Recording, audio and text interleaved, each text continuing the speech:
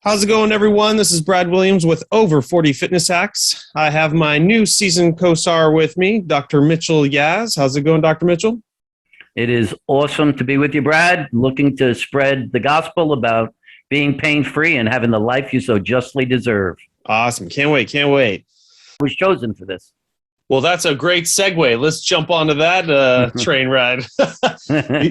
Dr. Mitchell, creator of the Yaas Method. What is the methodology? Obviously you don't want to give away too much, and people should buy your books and get a screening with you, but what's kind of the steps, protocols, or the theory or thesis around it?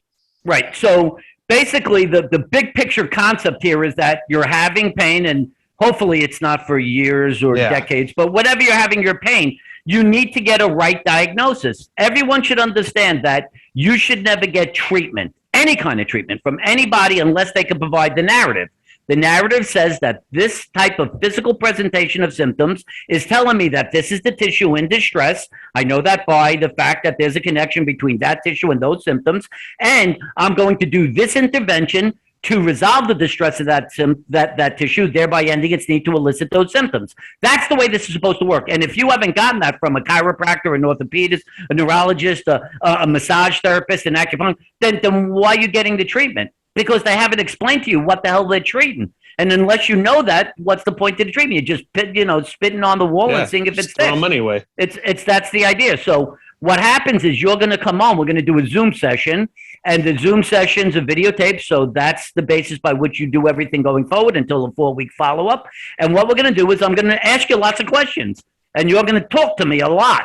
And the initial part of this is I want to know the history. I want to know the types of things that make your pain go away or make it come back or any of that, whatever, any of that kind of stuff. And eventually from there, I'm going to say, where's the pain? Point to where your pain is. That's going to give us some insight. So this is all before you even look at their biomechanics.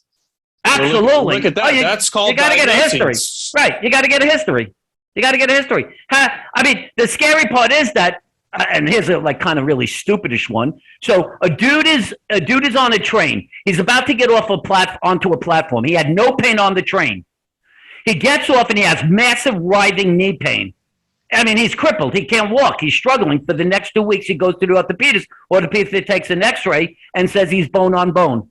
He needs a knee replacement. Finds out about me, comes to me, tells me the story. I was on a train. I stepped off onto the platform. I had massive pain. I said, let's just stop right there. You're telling me you were on that train, you didn't have pain. The instant you stepped off, you had pain. And someone's saying that's bone on bone. So if you're a logician, what that person's saying is when you were on the train, you weren't bone on bone. When you stepped on the platform, you are bone on bone. Let's put you back on the train then. You can see the fact this is insanity. Yeah. Just from logic. There's nothing medical here. Clearly, the basis of that statement is moronic. It's illogical, right? So that's the kind of stuff right off the bat you kind of want to discuss with that person and make them see. Well, if it was bone on bone, I don't think bone on bone happens instantaneously. That's important. It's important to understand these types of things. By the way, with that guy, when he said touch, I said touch where your pain was. He actually touched at the attachment of a hamstring muscle near the knee. He had strained his hamstring. I did 2 to 3 treatments with him. He was pain-free, fully functional, and fully resolved. I mean, fully fun. Did whatever he wanted, right? And still bone on bone. Doesn't need a knee replacement. Well, the funny thing is he wasn't bone on bone because the range of motion was actually there. So even that was a lie. The diagnosis of bone on bone in most cases is a lie. There's a physical presentation even for bone on bone. So we're going to do this discussion, and then we're going to ask for physical tests, and that could be single leg standing, single leg hopping, bending. I'm going to look at posture. If muscular causes are creating pain, if muscle is also responsible for posture and movement, right? So if there's a muscle eliciting a pain, there's probably also going to be some alteration in posture or movement. So that's going to also help me. And once I complete this whole thing, we're going to come to a narrative. And I'm going to say your back pain is the result of the gluteus medius, a hip muscle on the side, strained, and it might be causing the opposite lower back muscle to overwork. And I always include these types of, this is what I do. This is why this is here. These provide the explanation so people could see pictorially what I'm talking about. Yeah. And so we'll show in real time based on real information that the problem's muscular. And from there, I'm going to then demonstrate a series of exercises, usually 3 to 4, and the person's going to perform them under my supervision. And when we talk about exercise, there's Yaas Method exercise, not everyone else's exercise. And the Yaas Method exercise mean that if we're going to try to work one muscle, every muscle only moves one joint in one direction. Therefore, the only thing that's actually going to be done is one joint's going to be moved in one direction. The rest of their body should be stabilized, so the vast majority of your exercises are done in sitting. Yeah. Then I have to teach them how to use progressive resistance, the ability to cause the muscle to adapt to greater and greater resistances, which allows the muscle to eventually develop a force output greater than the force requirement of activity. And that's how you end up being pain-free and fully functional. So that is the premise of it. And I can tell you now, that session doesn't end unless there's a massive reduction or complete resolution of the symptom. Yeah, until you move on to the next kinetic chain muscle group. Well, no, I'm talking about when all is said and done, we've done all the exercises. That person, they should have had problems single leg standing or squatting, walking, bending, twisting. At the end of that session, I'm going to say, go do that very thing that we knew incited your pain. And the vast majority of that pain or all that pain is going to be gone. So by definition, I obviously addressed the tissue that was associated with the dysfunction. So it says we've hit the right thing. That gives the person a massive level of confidence that now they know what's going on, they know what they have to do to resolve it, and they're going to proceed. So then for the next 4 weeks, 3 times a week, they take that video, they do the exercises on their own, and then finally at the end of the 4 weeks, I do a follow-up with them, make sure that everything's going in the right direction, they're achieving their goals in the proper time. This next time, I'm going to say, okay, do the exercise, and I'm not going to say anything. They have to show me that they understand how to set the band up correctly. They know how to position themselves. They know how to do the exercise properly with the right range of motion, that they're using the proper resistance. There's an actual theoretical basis for determining that. And that's how the second one goes. And you just do that until they're pain-free and fully functional. And that's usually 3 or 4 months. And that one's very important because you need them to mind-body connection, feel that muscle, know how to set it up without you coaching them on there, or else they failed their first session. We need to go back to that one because that's right. Obviously, we need to readdress it, and that I see a lot of times too. Right. The essence, what you have to take away from this is, I'm not doing this for my self-satisfaction. I'm not doing this because I feel compelled to. I want people to be out of pain and have the quality of life. They can't do that unless they have the control over that. Yeah. And if it's muscle, either you know how to strengthen it, use the right resistance, or you don't, or else you're never going to have the level of quality that you're looking for. Yeah. So it's an educational thing. It's a transference of knowledge. I will always describe the fact that I have been given this gift of knowledge through whatever power had told me to learn it. My job is to give that understanding to others. That is the gift, a transference of my gift to them. That is the gift that I have been given. That is awesome. I wanted to pull back something we mentioned on a previous episode. So we're going back to a herniated disc. You know, an MRI shows the disc pop. They see the herniation. Is that not tissue that you can see transferring pain, or is it still almost always muscular? That may have caused something, but it's the muscular, piriformis or something in the glute that's causing that pain, not the herniation. Yeah. So okay. So let me ask you this. You notice older people and they get wrinkles on their face. Nobody's asking them to get skin grafts. Mm-hmm. How come? I don't understand why. It's a deformation of the tissue, right? Yeah. The wrinkle ain't the normal skin anymore. So why aren't we asking people to get skin grafts? The answer is because we recognize that the integrity of the skin is still intact. What's the purpose of skin? To prevent against antigens from entering our body. Well, guess what? Wrinkle or no wrinkle, the skin still works. Right.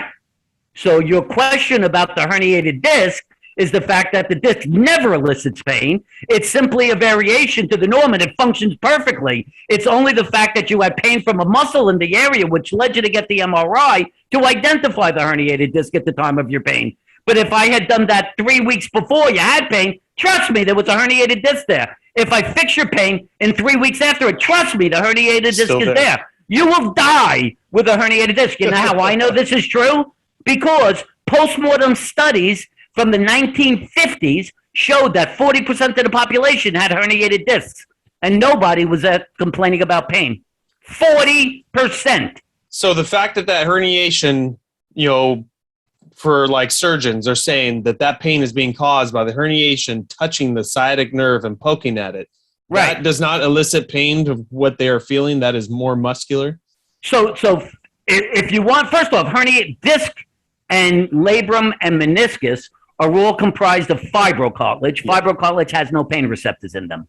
So the disc itself can never cause pain. That's a fact, right? What about the sciatic nerve? Well, the nerves never touch. That's an important thing to understand. There's no such thing as a nerve that touches the spine. Nerve roots come out of the spine. Yeah, okay. Nerve roots innervate certain areas of skin called dermatomes.